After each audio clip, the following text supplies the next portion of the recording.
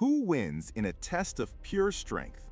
One silverback gorilla or three of the strongest humans on the planet? We're talking about elite strongmen, the absolute peak of human power. And the result of this matchup is almost insulting to us. First, let's give our team its due.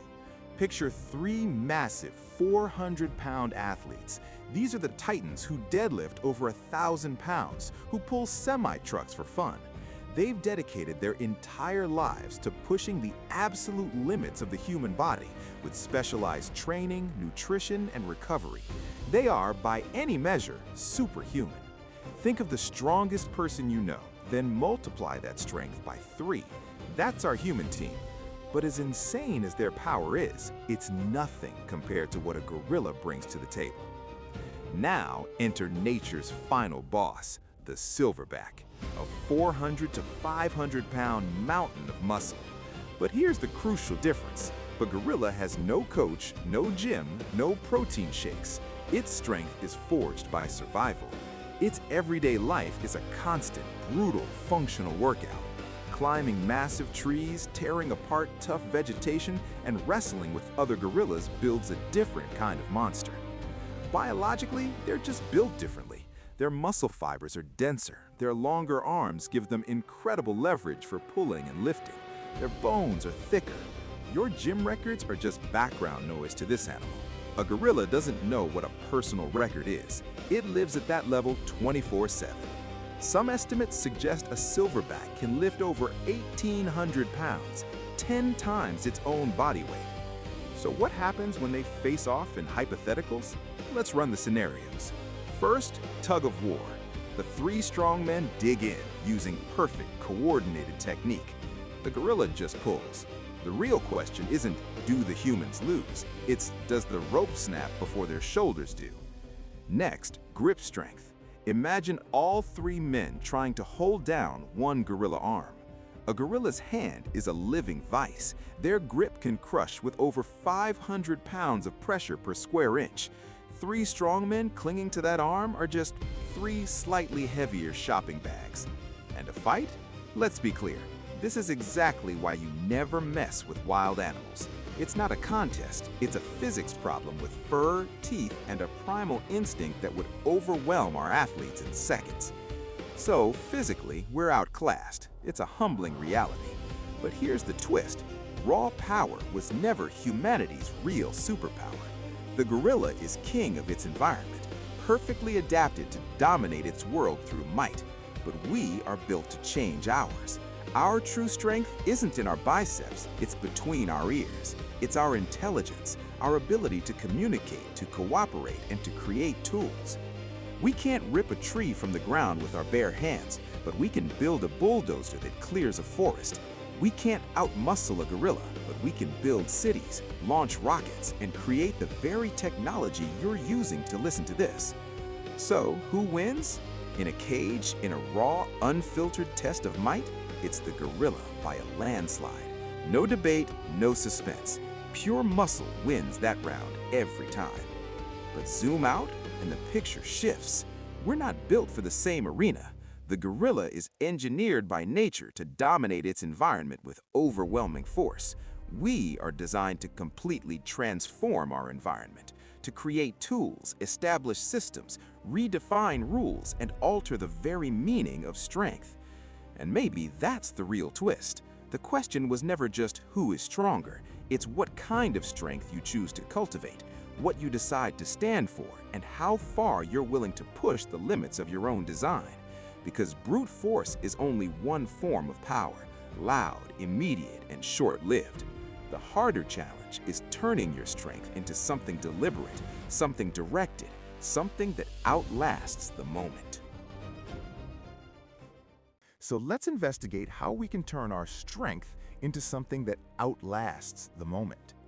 Last time, one gorilla embarrassed 3 of the strongest men on Earth. It wasn't even a fair fight. We saw raw, untamed power that made our strongest specimens look, well, human. It left us with a burning question. Can we ever truly catch up?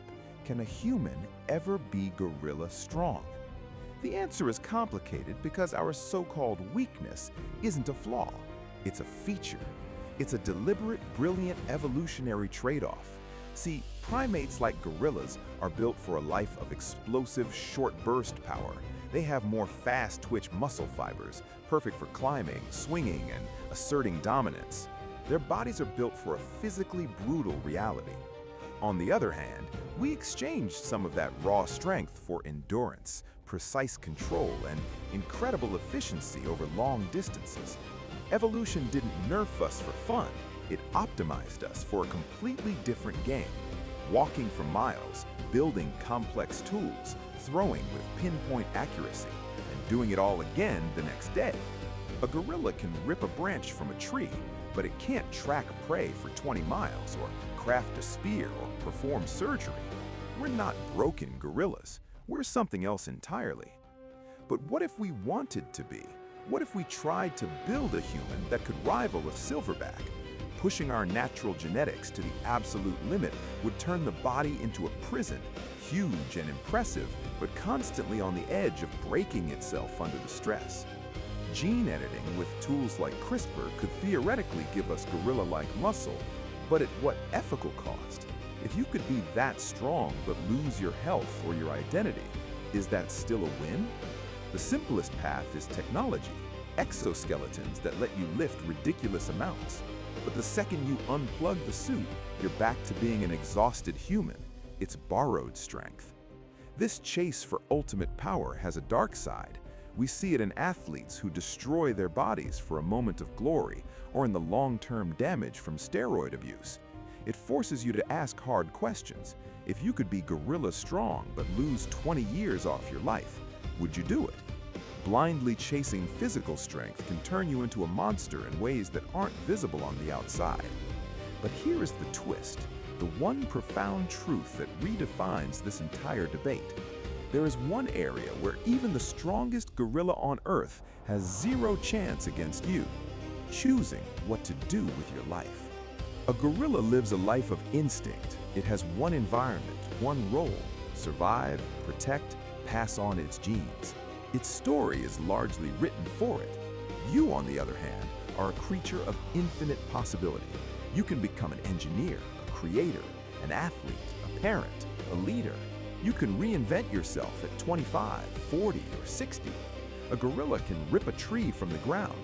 You can build a city, write a symphony, or design a rocket that touches the stars. That's the ultimate difference. Gorilla strength is force. Human strength is choice.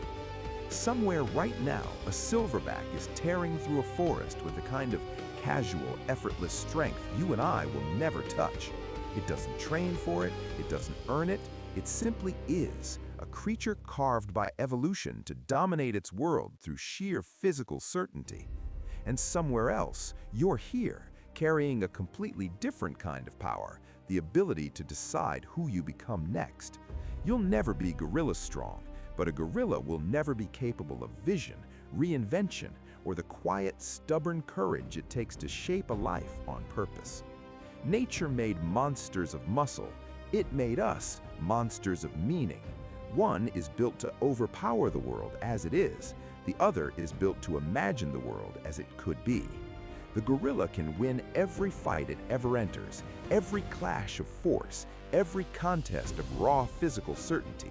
That's its arena, and it rules it without question. You can win the story you choose to live, the future you choose to build, and the person you choose to become. And that's the kind of strength you're carrying right now, whether you feel it or not.